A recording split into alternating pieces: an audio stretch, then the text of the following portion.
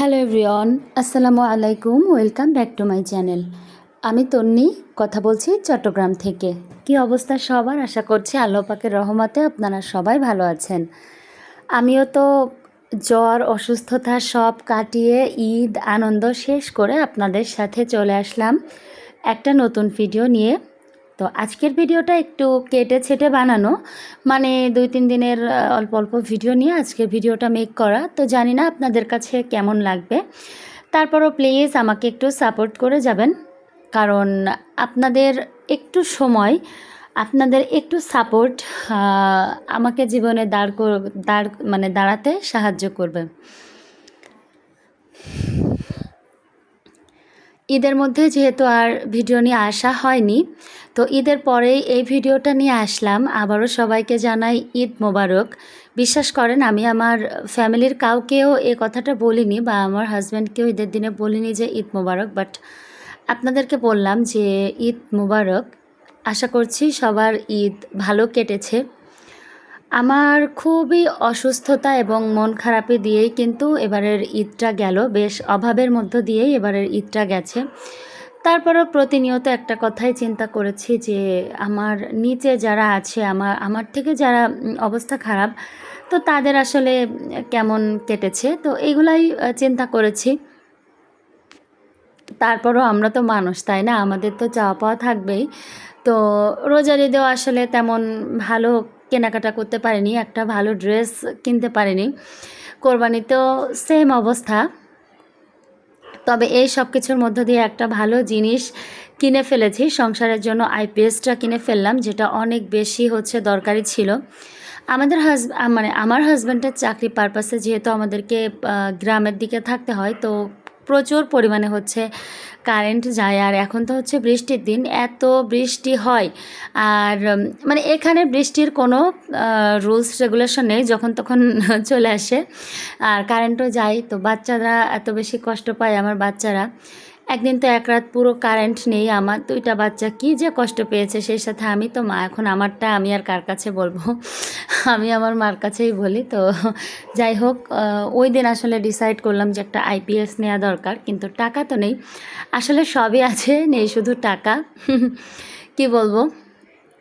আমার হাজব্যান্ডকে বলি যে একটা সময় আপনি বেকার ছিলেন, আসলে ভালো কোথাও ঘুরতে যাওয়া হয়নি অথবা ভালো কোনো কিছু খেতে পারিনি, কারণ আমার হাজব্যান্ড সরি, আমার হাজব্যান্ড যেহেতু বেকার ছিল, তবে তখন পকেটে টাকা না থাকলে অঢেল সময় ছিল, সারা নড়াইল শহর ঘুরে বেড়িয়েছি। তারপরে অনেক অনেক টাইম পার করেছি আমরা দুইজন একসাথে। তো এখন সব কিছুই যেন স্মৃতি। এখন পকেটে টাকা হয়েছে, তবে ব্যস্ততাও বেড়ে গেছে। আর টাকা হলেও না, আসলে পরিপূর্ণতা কখনোই পায় না। ওই টাকার একটা অভাব আসলে থেকেই যায়, মধ্যবিত্তদের যা অবস্থা হয় আর কি। চলছে সবই ভালোই, দেখা যাচ্ছে যে চলছে, মানুষটা দেখছে যে না ভালো আছি, ভালোই তো চলছে, সমস্যা কোথায়? বাট যার যার সংসারের অবস্থা সে জানে, এবং প্রত্যেকটা মানুষ তার নিজের অবস্থান থেকে কিন্তু অভাবী। তো এদিকে দেখেন, এটা বিকালবেলার একটা ভিডিও। তো এদিকে যে আমি কয়েকটা পেঁয়াজ, বিকাল না ঠিক, মানে দুপুরের একটু পরপর মেঘ হয়েছিল, তো এই জন্য চারিপাশটা অন্ধকার। তো এই দেখেন কারেন্টটাও চলে গেল এর মধ্যে। তো আমি বেশ কয়েকটা পেঁয়াজ কেটে ছুলে রেখেছিলাম ফ্রিজে। তো এগুলো একবারে ঠসা হয়ে গেছে, ভাবলাম এগুলোকে আর কুচি করে লাভ নেই, এগুলোকে একবারে বেটে নেই, মশলা করে নেই।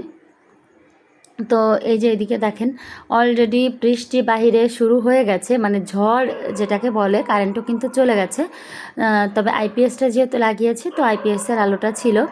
তো এই যে বেডরুমের দিকে আসলাম। এই ভিডিওটা মনে হয় একটু অন্য টাইমের, আমি আসলে বুঝতে পারিনি, যে আপনাদের বললাম যে একটু জোড়াতালি দিয়ে ভিডিও করেছি আজকে। তো এই যে দেখেন, এই বেডশিটগুলো কিন্তু আমার নিজের ব্যবসার বেডশিট। তো ভাবতেও আসলে ভালো লাগে যে নিজের ইনকামের একটা জিনিস আমি কিনে ব্যবহার করতে পারছি নিজের ইনকাম দিয়ে, নিজের ইনকামের থেকে।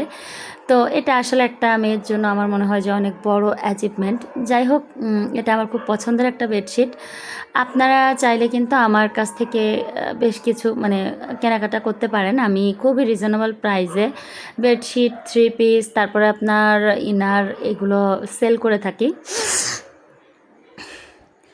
তো এই তো বিছনাটা ঝেড়ে গুছিয়ে নিলাম। আসলে সারা দিনে এই বিছনা যে কতবার ঝেড়ে গোছাতে হয় কি আর বলবো, যাদের যাদের বাচ্চা আছে তারা তো জানেন। বিছনাটা ঝাড়ার সাথে সাথেই আমি একদিক দিয়ে ঝাড়ি আর একদিক দিয়ে ওরা বিছনায় উঠে লাফালাফি শুরু করে।